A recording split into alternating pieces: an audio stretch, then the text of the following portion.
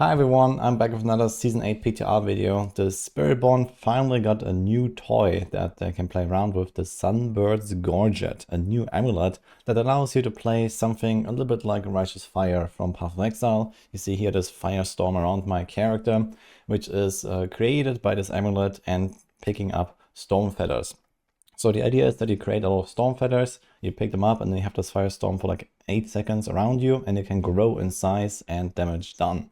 And then you're supposed to kind of like cycle them over and over and kind of repeat this whole process all the time. So I tried this out a little bit, and this is kind of like a new build that you can now make with the Spiritborn, but it turns out it's just not really that strong. You see here I'm in Torment 3. Now keep in mind, difficulty has been rebalanced across the entire game. Torment 4 is a lot harder than it used to be, but we still want to make a build that can go to Torment 4 and kind of farm it comfortably. And this build just cannot. So it's just kind of like on the weaker side of things, and unfortunately just doesn't really have the raw damage output in order to take stuff down in Torment 4. Just to give you an idea, the jump from Torment 3 to Torment 4 is something like a times 15 or so, I believe now, with the new HP scaling. So if in order to like kind of have similar clear speed, we need a lot more damage output. I can also show you some clips from Torment 4, but it's kind of deplorable, to be honest, because I took down elites in like 20 seconds or something like that. So it does need a lot of power. Now my character was not fully optimized. There was certainly, you know, a bit more damage I could gain from just like min-maxing and so on, but it does show that it's definitely on the weaker side of existing Spiritborn builds. Now I wouldn't really expect a build like this to be like a huge like pit pusher and go like really high, but I think for at least something like Torment 4 farming, that would be fine, you know, to have a build like this that can kind of just like waltz through stuff, and then you have this kind of like RF experience that people know and love from PoE, for example. But there's also some mechanical issues here. So number one, because it's like an item proc, it doesn't work with unyielding hits aspect. So this is part of the reason why it's so weak. I actually built my character for stacking armor and having the unyielding hits aspect, and I would do a lot more damage that way, like roughly triple or so. And it just straight up didn't work. So this is something I learned later after I had made the build. So this would be already a pretty huge improvement in order to try to bring this build into T4 farming territory.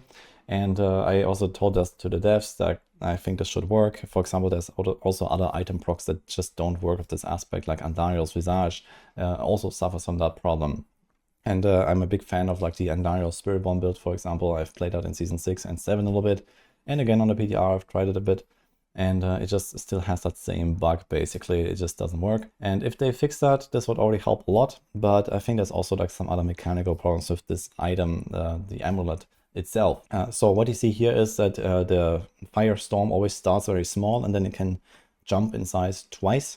And this also means a damage jump. It gets 100% extra multiplier per jump.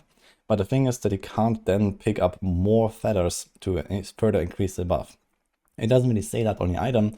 There's no indication of a cap besides the fact that, you know, the size doesn't grow anymore.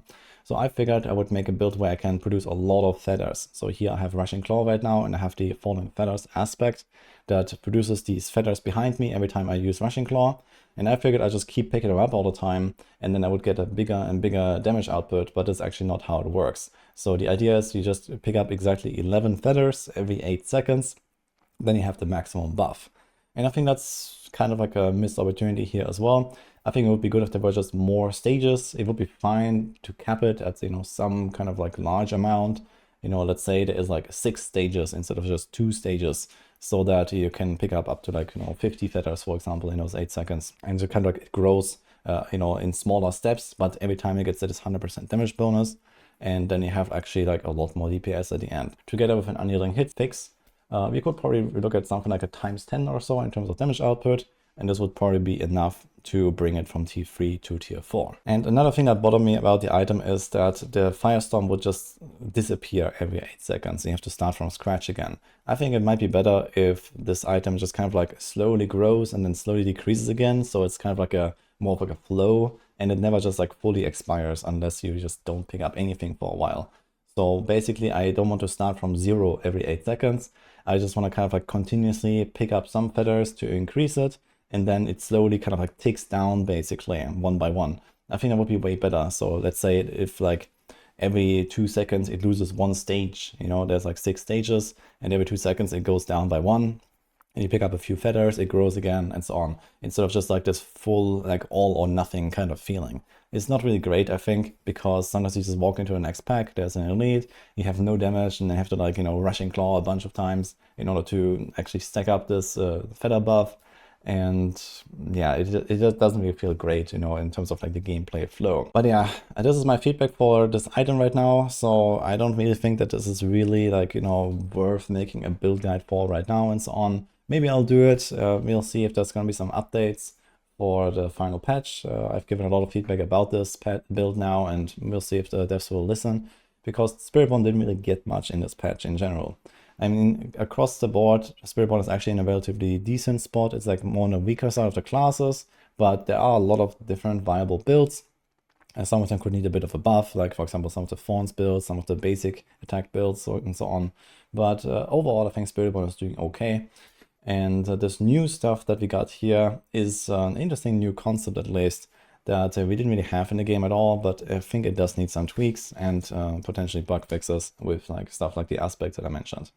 So let's see what happens. But for now, this is what I got here for the Sunbirds gorget build.